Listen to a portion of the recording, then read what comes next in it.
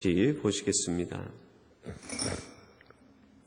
출애굽기 4장 14절부터 17절 말씀까지입니다.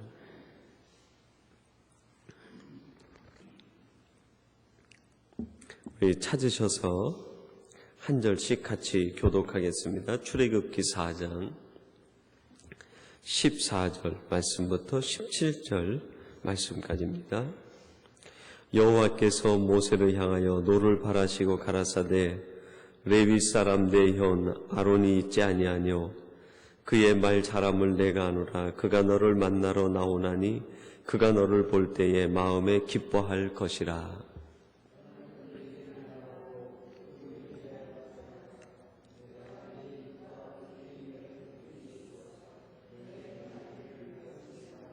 그가 너를 대신하여 백성에게 말할 것이니 그는 내 입을 대신할 것이요 너는 그에게 하나님 같이 되리라.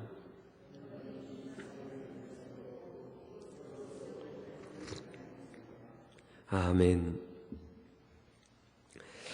오늘 말씀 가운데 보면 그 모세가 하나님 앞에 책망을 당하는 그런 내용으로 시작이 되고 있습니다.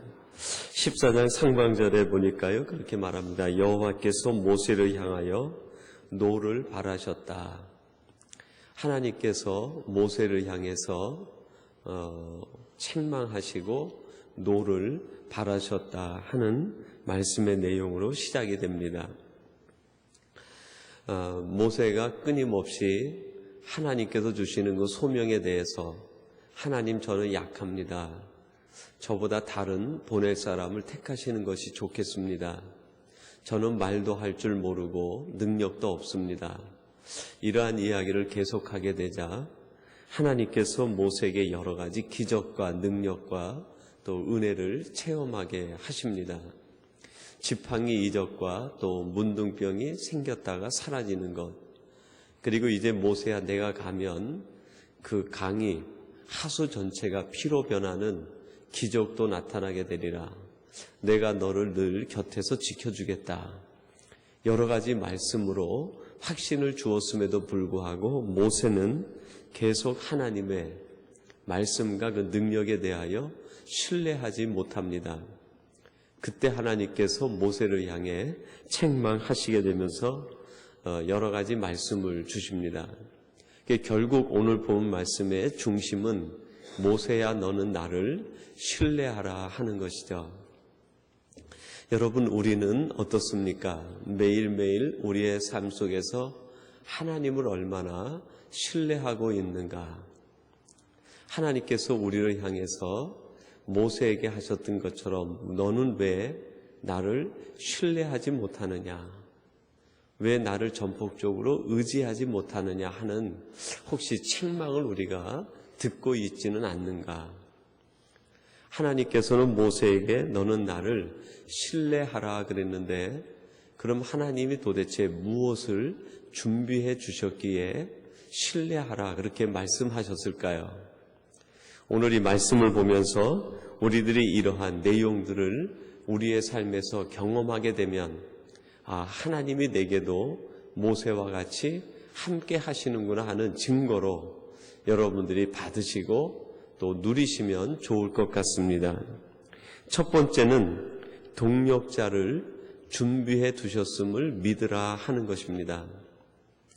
우리 자신들은 모르지만 우리 곁에 하나님이 우리보다 먼저 예비해 놓으신 동력자와 믿음의 좋은 관계를 맺을 수 있는 신앙인들을 두고 계시다는 것입니다. 여러분 14절 중반절 이하에 보면 그렇게 되어 있습니다. 우리 한번 같이 봉독해 볼까요? 가라사대 하는 말씀 부분부터 마지막까지입니다. 14절 말씀. 가라사대 레위 사람 내 형 아론이 있지 아니하뇨 그의 말 잘함을 내가 아노라. 그가 너를 만나러 나오나니 그가 너를 볼 때에 마음에 기뻐할 것이라. 아멘. 여러분이 아론이 모세의 형으로 지금까지 살아있는 것, 그건 역시 하나님의 놀라운 계획과 섭리 가운데 생겨진 일이다. 우리가 그렇게 이해할 수 있습니다. 모세와 아론의 나이 차이가 많이 잡아야 한 10년 정도 차이가 납니다. 모세가 태어날 때 남자아이가 태어나면 모두 죽이라 명령이 내렸어요. 근데 모세 때뿐만이 아니라 이미 모세 이전에 그 명령이 시행이 되고 있었습니다. 그래서 그 히브리 산파들이 그 명령을 받아가지고 히브리 사람이 아기를 낳을 때 여자면 살려주고 남자면 죽여야 되는데 그 의무를 이행하지 않자 바로가 그를 불러 얘기합니다. 내가 어찌 이 의무를 이행하지 않느냐. 그랬더니 하는 말이 뭐예요? 히브리 여자는 너무 강해서 우리들이 가기 전에 이미 아이를 낳아서 기르고 있더이다. 그러니까 무조건적인 명령을 내려서 남자아이면 다 죽이라 하는 것이죠. 아론 역시 모세 못지않게 생명의 위협 속에서 태어난 모세의 형입니다. 그렇게 형을 먼저 준비해서 어려움 속에서 자라게 하고 양육받게 했습니다. 모세가 태어난 것 하나님의 계획과 뜻 가운데 태어난 것처럼 그의 형 아론 역시 하나님의 놀라운 계획과 뜻 속에 태어나게 됐다는 것입니다. 모세가 이스라엘의 민족의 구조자로 구출자로 하나님이 양육하시고 준비하셨다고 하면 아론은 무엇으로 준비하신 것입니까? 모세의 협력자와 동력자로 하나님이 그를 세우시고 인도해 주신 것이죠. 그러면서 하나님은 아론에게 한 가지 달란트를 주셨습니다. 그게 뭡니까? 말 잘하는 달란트를 주셨습니다.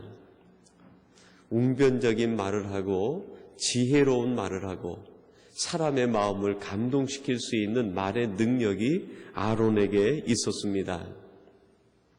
그 능력이 모세와 함께 할 때 이스라엘 백성들을 애굽에서 구출해내는 놀라운 일이 이루어지게 된 것이죠. 아론 개인 입장에서도 오늘 이 말씀을 묵상해 볼 수 있겠지만 모세 입장에서 묵상하면 어떻게 됩니까? 모세가 태어나기 전에 이미 하나님은 모세의 동력자를 준비해 두셨다 하는 것입니다. 사도 바울의 경우는 어떻습니까? 사도 바울이 회심하기 이전에 하나님은 벌써 그 동네에 아나니아를 준비해 놓으시고 바울과 함께 이방인의 사역을 감당하기 위해서 바나바와 실라와 같은 사람들을 준비해 두신 것입니다. 그리고 그 이전에 브리스길라와 아굴라 같은 사람을 준비해서 그들의 직업까지도 하나님은 준비해 두셨다가 바울을 만나 이방인의 복음을 전하는 동력자가 되게 했습니다. 자주장사 루디아를 준비하셔서 빌립보 교회에 복음이 전해지고 그곳에 하나님의 나라가 세워지는 것을 예비하고 준비해 두신 하나님의 역사. 여러분이 밴쿠버 지역에 여러분이 오늘 오셨다 하더라도 오늘 오신 여러분들을 위해서 준비해 놓으신 하나님의 계획과 섭리와 동력자가 있는 줄로 믿습니다.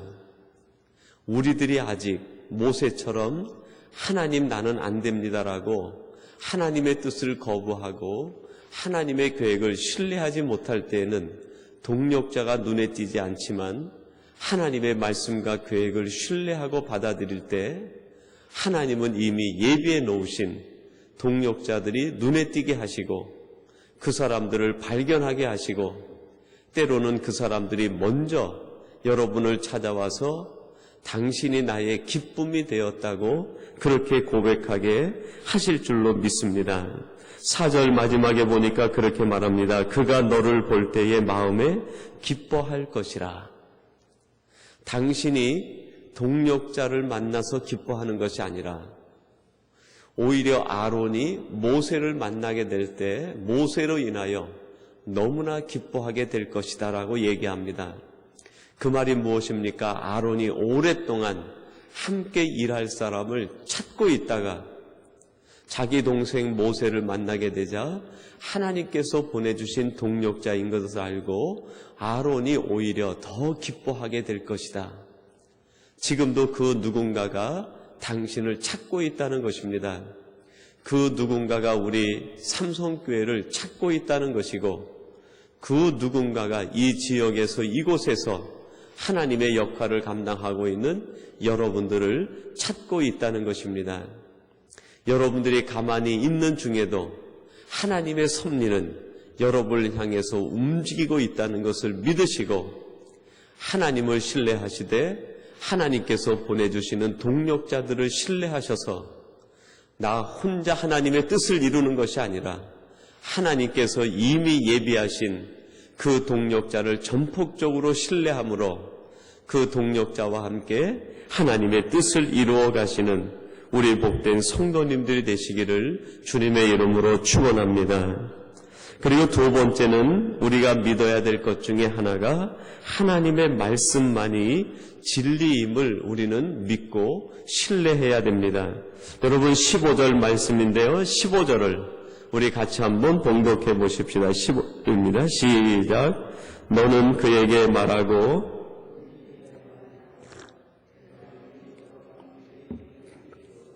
너의 행할 일을 가르치리라. 아멘. 하나님께서 모세에게 하시는 두 번째 명령이죠. 이제 모세야, 내 형 아론을 만나면 내가 너에게 하는 그 말을 그 말 그대로 내 형 아론 입에다 두어라 그랬습니다. 여러분, 이 말 뜻이 뭘까요? 하나님께서 주신 말씀에 재해석하지 말라는 것입니다. 하나님께서 모세에게 너는 가라 그렇게 말을 했으면 가라라는 말을 그대로 하라는 것이지, 가라는 데에다가 말을 붙여서 돌아가라, 옆으로 가라, 뒤로 가라 재해석하지 말라는 것입니다. 여러분, 우리들이 때때로 하나님의 말씀 앞에서 이런 자세를 보이고 있는 것은 아닙니까? 하나님께서 우리에게 어떤 깊은 감동을 줄 때 그 말씀 그대로 행하는 것이 능력이고, 그 말씀 그대로 할 때 하나님의 능력과 이적이 나타나는 것이지, 그 말씀의 상황에 따라서 하나님은 말씀은 이렇더라도 우리 상황은 이러니까 이렇게 돌아가고 저렇게 돌아가고 잠시 머물렀다 가고 옆으로 가고 한다고 하면 그것은 이미 하나님의 말씀을 왜곡시키는 것이죠. 왜 하나님의 말씀을 이렇게 전폭적으로 의지하지 못하고 왜곡시키는 결과가 나옵니까?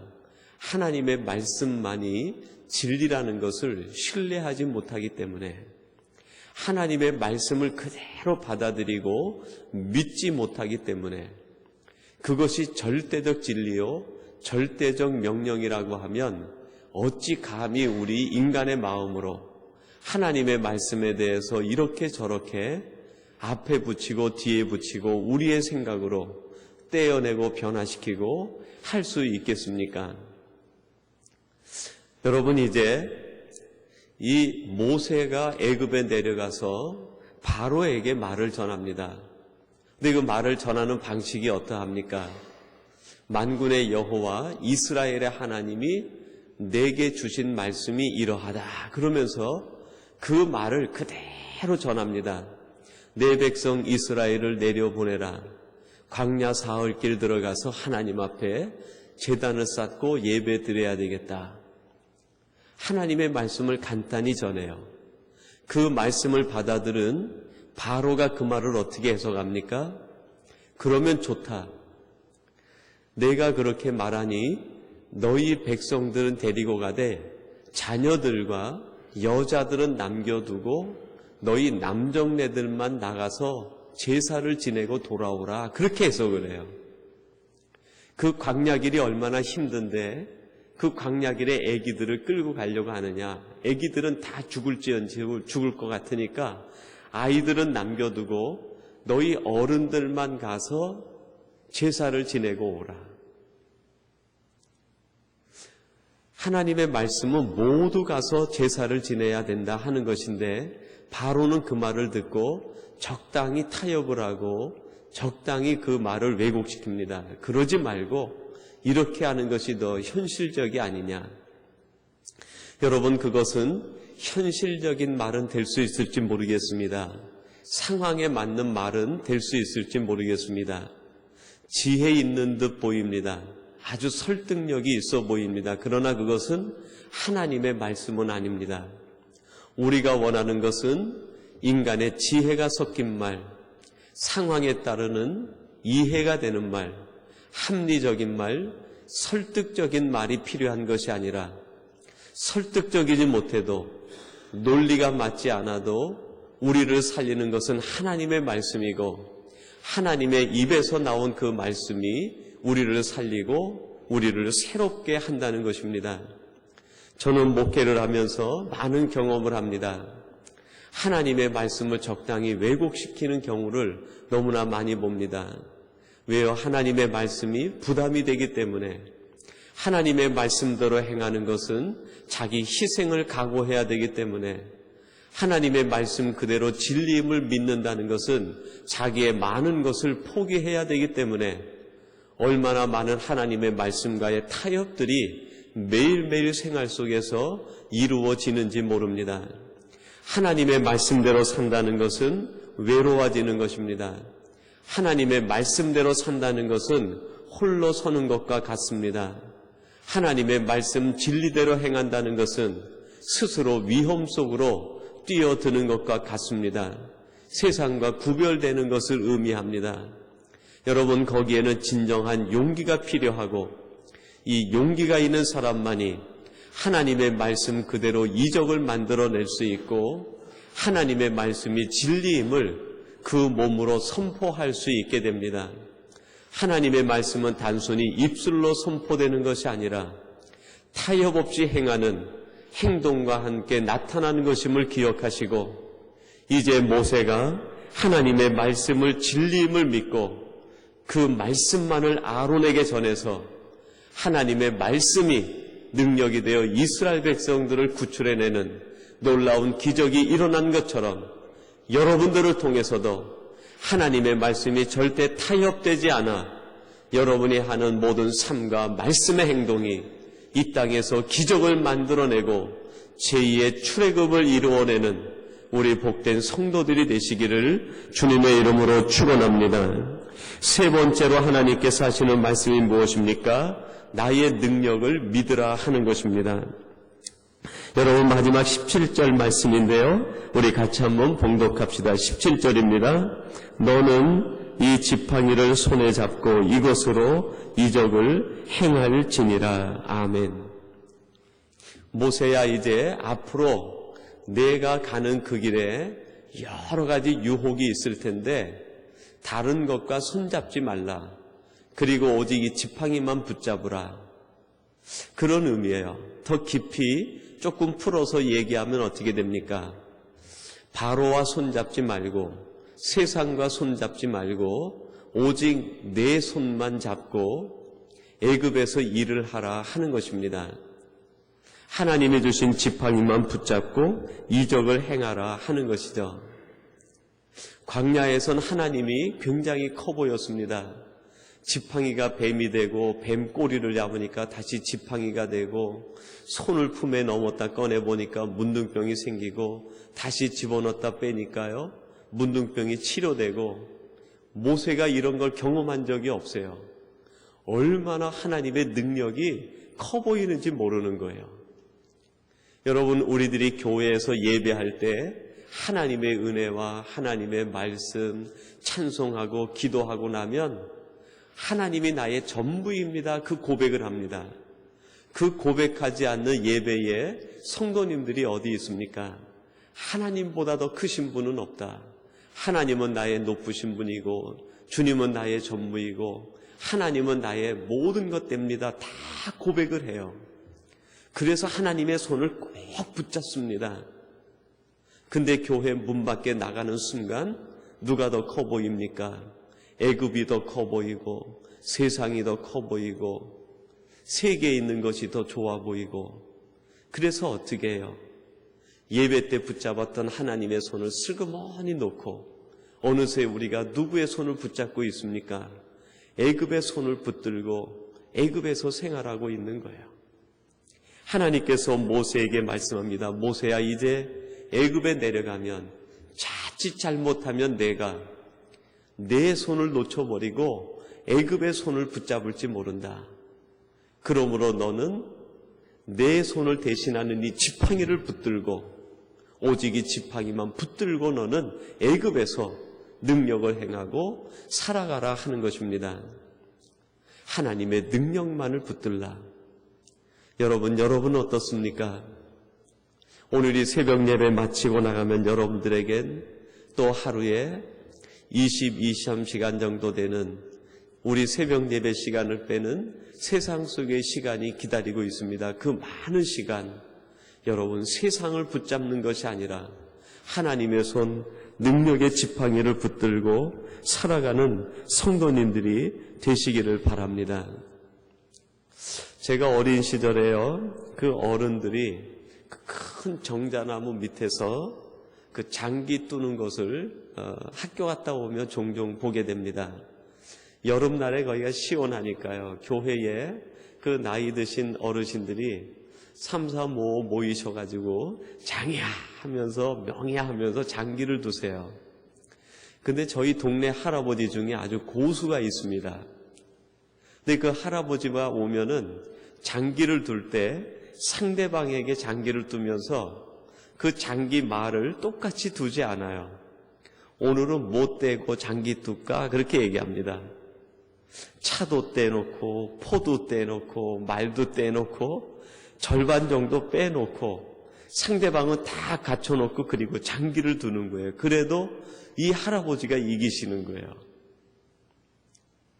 여러분, 하나님의 손을 붙드는 것은요, 고수가 되는 거예요. 고수가.